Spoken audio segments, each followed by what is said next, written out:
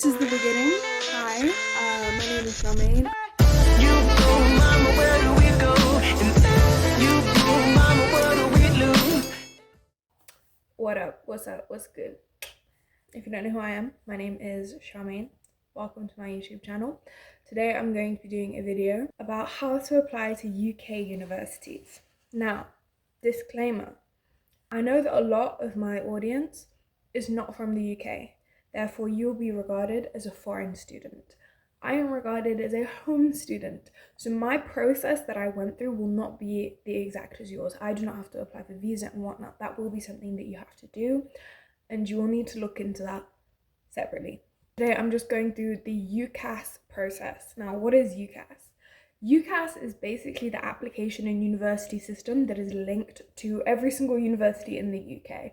And by the UK, I also mean Scotland, Northern Ireland, Wales, and England, right? So I'm just going to be taking you through that process. So UCAS is a website that you can go on, and it's the best way to apply for a university in the UK. And the reason it's the best is because it has so many resources there for you.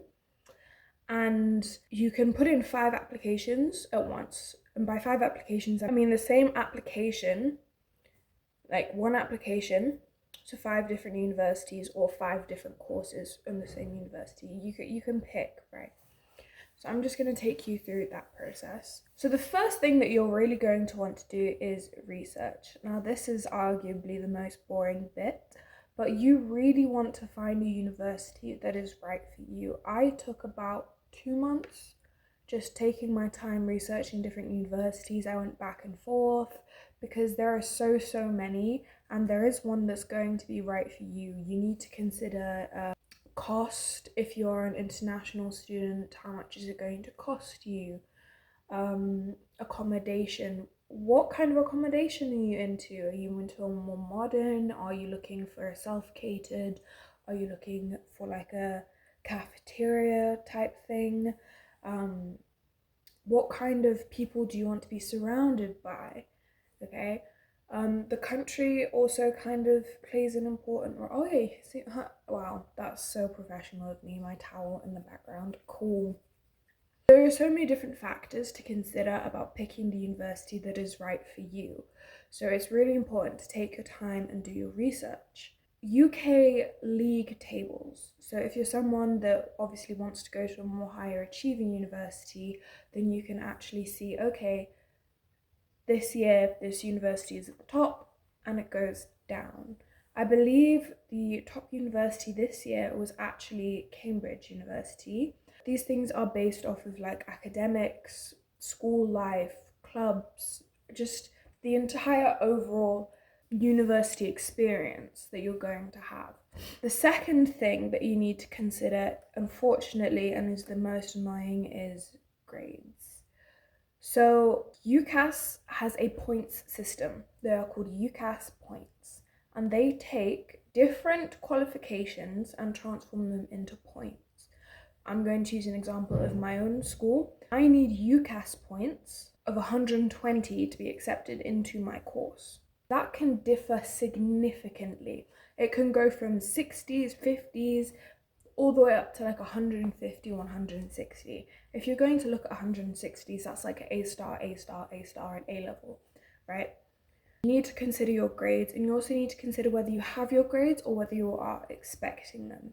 My personal opinion is that if you are like me and I applied to university without knowing my grades, use expected grades to kind of give you an idea of what you can achieve and go off of that when looking at universities and courses, because different universities and different university courses require different UCAS points. So make sure that you really consider this, because it gives you a goal to achieve basically, and these things, they can be achieved in different ways. For example, if we're taking that 120 that I said before, I could either get 3 Bs with a full A level, or I could get 2 Bs, a C, and then a C with AS. So it's any A level that equals 120 UCAS points.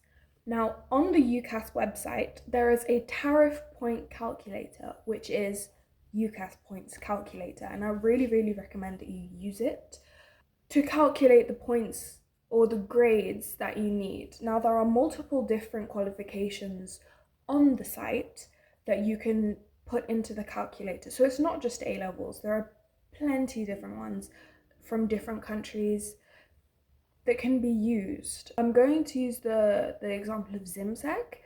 I have not seen ZIMSEC on that tariff points calculator. So I believe you would have to do a bit more research into the ZIMSEC aspect of it, because like I said, a lot of my viewers are from Zimbabwe. Love you guys. You just have to do a little bit of research into that, but that once again falls under the whole research aspect. I would not recommend going blindly into this, because otherwise you're going to end up with a university that you don't like, a qualification that you can't reach, and you're just going to be very sad by the end of it, and I don't recommend that at all. Okay, so once you've done these two things, now you can actually begin looking at your application. So on the UCAS website, you're going to create your hub. Your hub is basically where all your applications are tracked, all of your progress is tracked, all of your courses are saved, the ones that you are interested in. So you're going to go into your hub and you're going to select begin application or start application. It's going to first and foremost ask you for a lot of just basic details about yourself, your name, your birthday, your birthplace, where you are currently living. It is extremely important to be entirely truthful, because it's not quite legal, but it's kind of legal, you know? Don't be like, yeah, I live in this place when you don't, because there is a slight chance that you may be asked to provide evidence as to where you live or where you have lived in the past. You're also going to be asked about your grades. They will not ask you for the little piece of paper that Cambridge or ZIMSEC or whatever gives you. You just have to input them. And it's once again so important that you input them correctly, because they can be traced back to you. Do not lie. Please, I beg of you, do not lie in your application. They are going to ask you for your O-levels, first and foremost, and AS and A-level, if you wrote them. I applied originally with my O-levels and my AS. I had not written my full A-levels yet. That's what I'm currently waiting on. So yeah, they're gonna ask you for your grades. Put them in nicely, please. Thanks. Thank you. Another point that I would like to mention, it is extremely unlikely that you're going to get a university place with just your O-levels. In fact, I believe it's almost impossible. You would have to go to college first. College and university in the UK are not the same thing. You would need to go to college first and then go to university. For university, the minimum that you need are AS levels, okay? And if you are only applying with AS levels, then you're going to be looking at your course with foundation year. You are not going to be able to jump straight into your course. You're going to need to take a foundation year because you skipped that second part of A levels. That is just from what I have seen. My truthful recommendation to you and anyone that is looking at A levels as a whole, just do the full A level. Yes, it's hard, but in the end, it will pay off. If you're going straight into a job, it's a lot easier to say, yes, I have my A levels and this and this and this and this. So after you have filled out your basic information, you know, all of the boring stuff, here comes the more interesting bit. Personal statement. So on the UCAS website, there is a personal statement builder. Use it. It was so helpful for me, just having it there and having a guideline as to what even is a personal statement. What is a personal statement? It's literally just a piece of writing that you have made as to why you believe you would be the perfect candidate for the specific course. You can throw in stuff about your life, you can throw in your achievements. It's actually great to throw in your achievements because they don't ask about that, because them seeing that you have extracurricular activities is fantastic. Your personal statement also really gives the university an insight into who you are as a person. So my recommendation for you is that you always use perfect English. Yes, you can go on Grammarly and you can go on whatnot, I don't know, whatever it is. Now is not the time to be shy with your writing. You want to share it with people. You want to see what their opinions are, because they may think that it's absolute trash. And you know what? The university might think that it's trash too. So it's always good to get other people's opinions on your personal statement. I think I asked about 4 or 5 people, and they gave me positive feedback. Be really careful with it and be really mindful and thoughtful about the person that you are showing them, because your personal statement is the only personal thing, part of your personality, that they get to see. All the rest, all they're seeing is facts. Her name is this, their race is this, their birthday is this. Your personal statement in an application is who you are. Okay, once you have all of these things done and you've filled out your application, you're going to need to look for a reference. I thought a reference used my old history teacher from my past school. And the reason I chose him was because he had taught me for the longest and he had the best idea of who I not only was as a person, but my capabilities. It's very important when referencing someone that 1, they're not biased, meaning it cannot be a parent. 2, that they really know you. That way that they can give the most appropriate insight. Now, the reference can take a few weeks depending on how efficient said person is. I really recommend that that is one of the first things that you do. And you can send in your application. Now, sending in your application, you are then going to need to select 5 courses that you are applying for. These courses can all be from the same university. They can be from 5 different universities. You can have 2 applications going to one university, 2 to another, and 1 somewhere out there. And you're going to select these courses extremely carefully. You also need to consider your grades once again when applying for these courses. These courses are going to have grade boundaries and grade qualifications that you need. You're then going to be asked to pay, because nothing in this life is free. If I'm not wrong, it's about £30 per application. So like £30 for like those 5. I believe that's probably around $40 US. Correct me if I'm wrong, I didn't look it up. And then your application is going to be sent off to your universities, and then is the long waiting game. We all were really anxious, and it's completely fine. And you're going to get responses back. You're either going to get an offer, a declination, or an unconditional offer. What is the difference? A declination is basically the university saying no. An conditional offer basically means if you are able to achieve certain grades, then we are going to welcome you with open arms. If you are not, then we will probably most likely have to decline you.